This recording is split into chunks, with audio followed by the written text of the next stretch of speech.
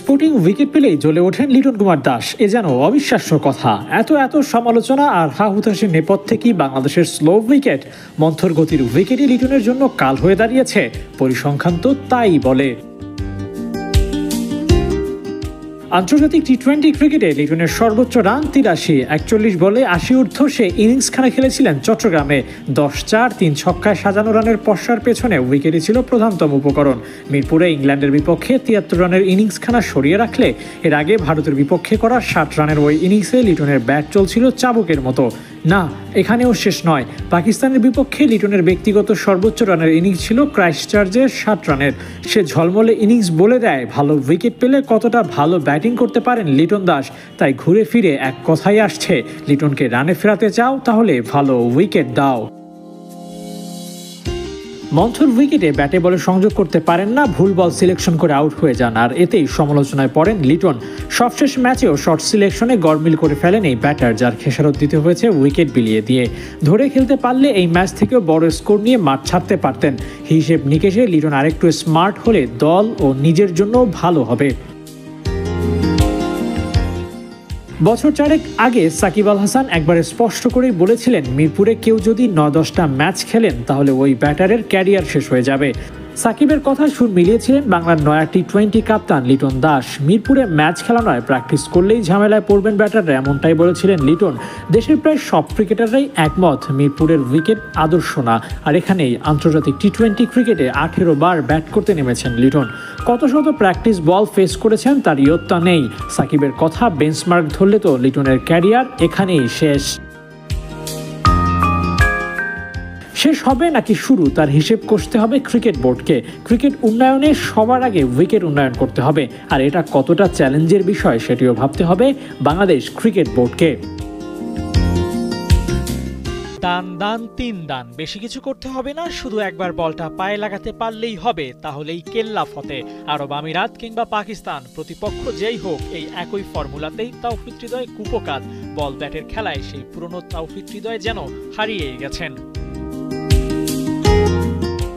সাম্প্রতিক সময়ে ফর্মের তলানিতে হৃদয় ব্যাট যেন কাটছেই না। দুশ্চিন্তা ভর করবে এটাই স্বাভাবিক, তবে হৃদয়ের চিন্তা আরো বাড়িয়ে দেওয়া যায় ছোট্ট একটা তথ্য দিয়ে। টি-20তে এই ব্যাটার সবশেষ ৩ ইনিংসেই আউট হয়েছেন এলবিডব্লিউর ফাঁদে পড়ে। আরো ভয়ঙ্কর তথ্য হলো এই ৩ ইনিংসেই স্পিন বলে আউট হয়েছেন হৃদয়। দুজন বাহাতি অর্থোডক্স স্পিনার ও একজন লেগির শিকার বলেছেন তাওফিক হৃদয়। স্পিনারদের কাছে হৃদয় এখন অনেকটাই সহজলভ্য। আরব আমিরাত সিরিজের শেষ ম্যাচে স্পিনারের বলে হৃদয় আউট হওয়ার পরে পাকিস্তান দলও প্রথম ম্যাচে হৃদয়ের বিপক্ষে স্পিনার খেলিয়ে সফল হয়েছে। তাই দ্বিতীয় টি-20 ম্যাচেও পাকিস্তান হৃদয়ের সামনে বল তুলে দিয়েছে আবরারের হাতে। ব্যাস, সেই পূর্ণ চিত্র, হৃদয় আউট। হৃদয়ের ক্যারিয়ারের গ্রাফটা এরকম: ১৮ ইনিংস ক্যাচ আউটের সঙ্গে ৫ বার বোল্ড হওয়ার পর টানা ৩ ইনিংসে এলবিডব্লিউ হয়ে ড্রেসিং রুমে ফিরেছেন। একই ধারায় বারবার এমন আউট হওয়া দৃষ্টিকটু তো বটেই, হৃদয়ের জন্য অশনি সংকেত বটে। হৃদয়কে নিয়ে শুরু থেকে আলোচনা সমালোচনা ছিল। লেগ সাইড ওরিয়েন্টেড শট খেলতে পছন্দ করেন তিনি। এবার সেই তালিকায় যুক্ত হয়েছে এলবিডব্লিউ কনসার্ন। বোলারদের কাছে ইজি টু পিক হয়ে গেছেন হৃদয়। এভাবে চলতে থাকলে খুব খারাপ সময় আসতে যাচ্ছে হৃদয়ের জন্য। সবশেষ ১০ ইনিংসে ১৮২ রান করেছেন এই ব্যাটার, গড় মোটে ২০।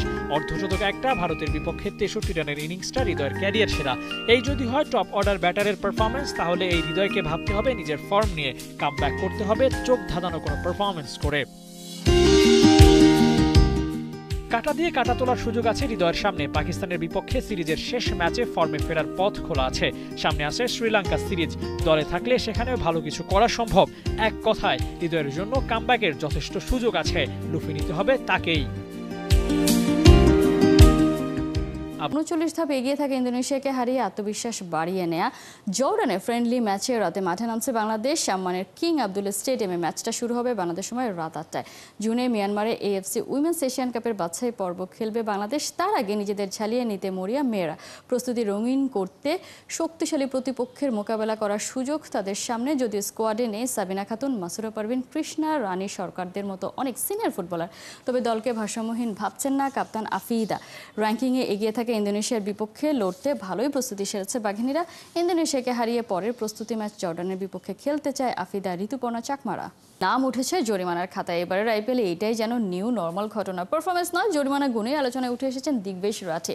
সেই দণ্ডপ্রাপ্ত দিগ্বেশের পাশে এবার দাঁড়িয়েছেন বীরেন্দর সেহবাগ। আইপিএলে একাধিকবার নোটবুক সেলিব্রেশন করে শাস্তি পেয়েছেন লখনৌয়ের স্পিনার দিগ্বেশ রাঠে।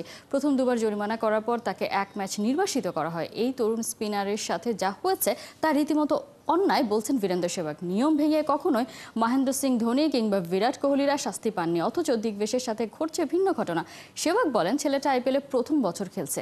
যেবার ধোনি মাঠে ঢুকে পড়েছিল তখন তোকে নির্বাসিত করা হয়নি। আম্পায়ারের সাথে অনেকবার কড়া ভাষায় যখন বিরাট কোহলি কথা বলেছেন তখনও তো ওকে নির্বাসিত করা হয়নি।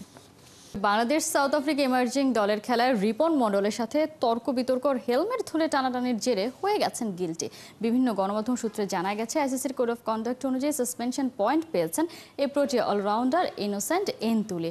এদিকে বাজে মন্তব্য করে এন্তুলিকে রাগানোর কারণে দুটি সাসপেনশন পয়েন্ট পেয়েছেন টাইগার পেসার রিপন।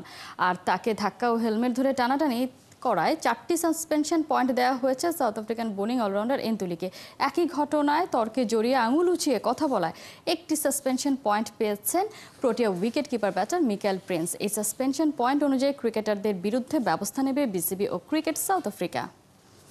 লিগে ক্ল্যাশ অফ টাইটান্সে মাঠে নামছে ক্যাভেলরি। অ্যাওয়ে ম্যাচে ডিফেন্ডিং চ্যাম্পিয়নদের প্রতিপক্ষ ফোর্জ হ্যামিল্টন স্টেডিয়ামে খেলা শুরু বাংলাদেশ সময় রাত 3টায়। টানা পঞ্চম জয়ের খোঁজে সমিত সোমের দল। লিগে এই মুহূর্তে ক্যাভেলরি আর ফোর্জ দুদলই সমানে সমান। 7 ম্যাচে 13 পয়েন্ট নিয়ে ক্যাভরা 3 নম্বরে, সমান ম্যাচে সমান পয়েন্টে 4 নম্বরে ফোর্জ। দুদলের হেড টু হেড পরিসংখ্যানেও খানিকটা এগিয়ে ফোর্জ।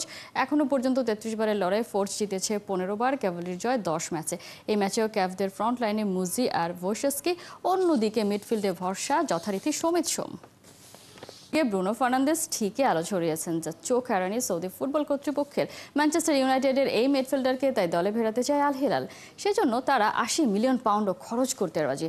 রেড ডেভিলদের সাথে এখনও 2027 সাল পর্যন্ত চুক্তি আছে ব্রুনো ফার্নান্দেসের। তবে বয়স 30 ছুঁয়ে ফেলায় এখনও অর্থনৈতিক দিকটাকেও প্রাধান্য দিচ্ছেন তিনি। শোনা যাচ্ছে আল হিলালে মোটা অঙ্কের টাকা পাবেন এই পর্তুগিজ মিডফিল্ডার। দ্য অ্যাথলেটিকের দাবি, বছরে ব্রুনোকে 25 মিলিয়ন ইউরো বেতন দিতে চায় সৌদির ক্লাবটা। চুক্তির মেয়াদ হবে 4 বছর। যদিও রেড ডেভিলদের ম্যানেজার রুবেন আমিরুম জানিয়েছেন এই মিডফিল্ডারকে এই মুহূর্তে ছাড়তে চায় না তারা। ব্যর্থতার দায় নিয়েই কি সরে যেতে হচ্ছে বিশ্বকাপ জয়ী এই গোলকিপারকে? কোন ক্লাবে ঠাঁই নেবেন তাও প্রায় নিশ্চিত। হাতের কাছেই একাধিক অপশন, তবে ফিরে যাবেন তার পুরনো ক্লাবে। আর্সেনালের ডেরায় শেষমেশ জায়গা হতে পারে এমির, তবে এর আগে ব্যর্থতার দায় নিয়েই নিতে হচ্ছে তাকে। ম্যান ইউনাইটেডের বিপক্ষে চ্যাম্পিয়ন্স লিগে খেলা নিশ্চিত হওয়ার ম্যাচে নিজের ভুলে রেড কার্ড দেখে মাঠ ছাড়েন, দলও ম্যাচ হারে। তাতেই চ্যাম্পিয়ন্স লিগ মিস হয় অ্যাস্টন ভিলার। তুমুল সমালোচনায় পড়েন এমি। এরপরেই ক্লাব ছাড়ার গুঞ্জন ডালপালা মেলে।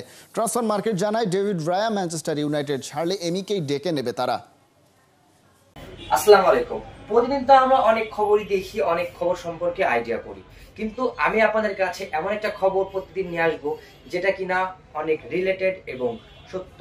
সো আমি আপনাদের কাছে নিয়ে আসবো খেলার খবর, যেখানে প্রতিদিন related Bangladesh, international, national related খেলার খবর থাকবে এবং সেটি প্রতিদিন সকাল 9টা থেকে সম্প্রচার করা হবে। এবং এজন্য আপনারা কি করবেন, এজন্য আমার চ্যানেলকে অবশ্যই সাবস্ক্রাইব করবেন এবং পাশ থেকে বেল আইকনটি বাজাতে ভুলবেন না। আর অবশ্যই কমেন্ট সেকশনে জানিয়ে দিবেন আপনারা কি রিলেটেড ভিডিও চাচ্ছেন। আমি আমার নেক্সট একটা ইউটিউব চ্যানেল খুলতেছি, ওখানে অবশ্যই আমি ওখানে আপলোড করব এবং আপনাদের মতামত অনুযায়ী আমি সেখানে সেই রিলেটেড ভিডিও